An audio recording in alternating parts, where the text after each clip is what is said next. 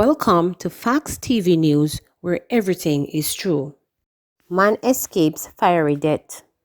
A motorist narrowly escaped a fiery death on Sunday after his Toyota motor car burst into flames and exploded along the Long Hill Main Road in St. James on Sunday afternoon.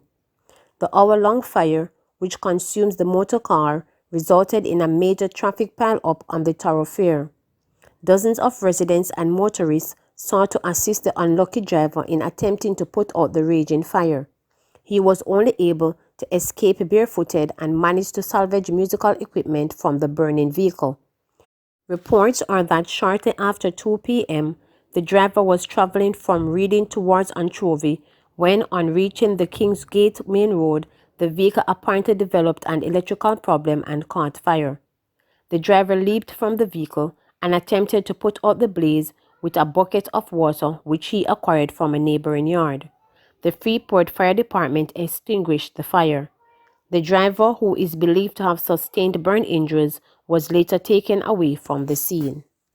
Accused in killing of 61-year-old Clarendon woman charged with murder. The man accused of trapping a 61-year-old woman to death in Clarendon has been charged with murder. He is 55-year-old Dwayne Richards, a farmer of Cooked River in Clarendon.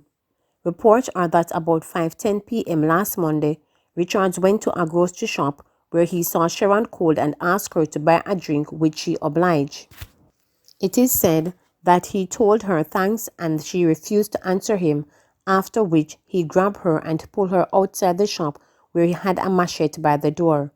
Eyewitnesses say he then proceeded to chop her all over her body, severing her left hand in the process.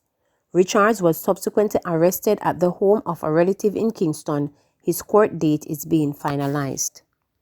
Man charged with Chinese businessman's murder killed in St. Anne.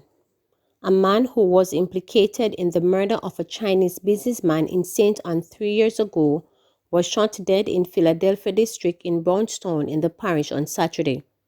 The deceased has been identified as Leobert Piper, a vendor of Philadelphia district. He is said to be in his 50s. Reports are that residents heard explosions coming from a section of the community sometime after 6 p.m. and alerted the police. On their arrival, law enforcers found Piper lying on the ground with a gunshot wound to the upper body. He was later pronounced dead at hospital. A motive for the killing has not yet been ascertained, but police investigations are ongoing. Piper, who was on bail at the time of his death, was one of 5 men who were charged with the shooting death of a Chinese businessman. The 28-year-old businessman was reportedly shot in the head while he sat in his vehicle at his business place in Brownstown at about 3:45 p.m. on Tuesday, February 27, 2018. The other accused men charged with murder are Cheston Morrison of Brownstown, Raymond Emmanuel, a taxi operator of Philadelphia District, Onarndi Mott of Philadelphia District, and Vivian Campbell, a higgler of Bennett District, all in St. Anne. Investigators believe Morrison was the shooter and Emmanuel is alleged to have transported the others, including Piper, on the day of the crime to commit a robbery. The police initially booked Mott, Campbell and Piper for the murder on March 7, 2018. In April of that year, Morrison, the main suspect, was charged with murder, conspiracy to murder, and robbery after having allegedly fled the parish. He was held by the Manchester police in a targeted operation on April 6 at a house in Pipe District, Christiana. The operation was in search of wanted men and migrant criminals. The final suspect to be held in late April that year was Emmanuel, who was also charged with murder, conspiracy to commit murder, and robbery. The case is presently before the St. Anne Circuit Court. 4 suspects nabbed after robbery in Norbrook. The efforts of the Matilda's Corner and the Kingston Central Police have led to the quick arrest of 4 suspected robbers on Orange Street, downtown Kingston yesterday. The police said that a report was made to the Matilda's Corner Police about a robbery in Norbrook area of St. Andrew about 11:45 a.m. The complainant disclosed that the suspected robbers were traveling in a red motor car and that a cellular phone had been stolen.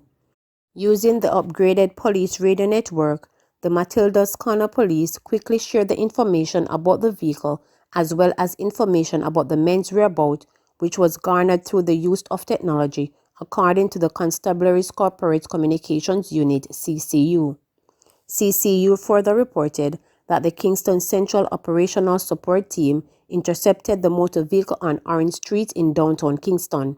4 men were arrested and 2 cellular phones seized. Beds on brink. COVID crisis escalates as moderate critical cases near 100. Health Minister Dr. Christopher Tufton goes to Cabinet this morning with a full-blown crisis on his hands as key hospitals in the coronavirus fight has either exceeded their COVID-19 bed space or are on a brink of turning away the sick.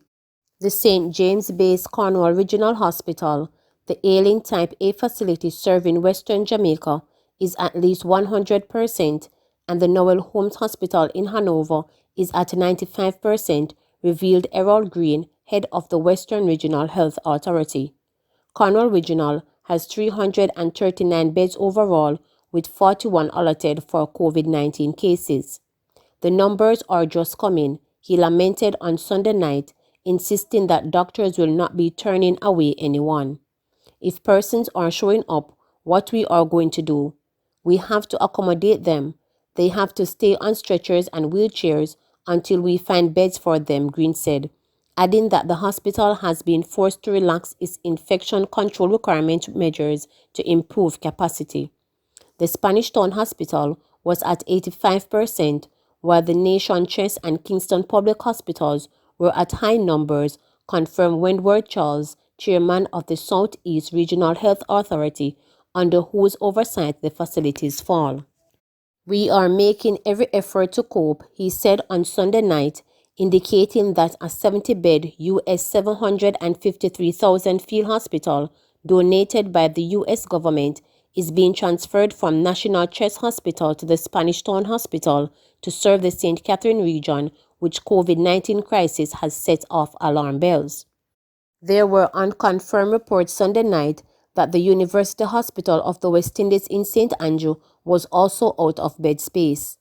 Jamaica's coronavirus cases have massively trended upward this month, with a 24-hour positivity rate over 30% in one instance, prompting the authorities to urge Jamaicans to follow guidelines, tighten the national curfew, and reduce the number allowed for public gathering.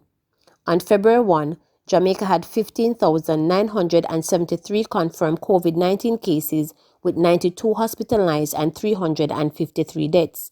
The country up to Saturday have 21,382 cases, 245 persons in hospital, and 396 deaths. There are 97 critical and moderate cases. The parish with the most cases are Kingston and St. Andrew, St. Catherine, St. James, Clarendon, Manchester, and St. Anne, which together number 16,596. Please remember to subscribe, like, share, and click the notification bell for daily updates.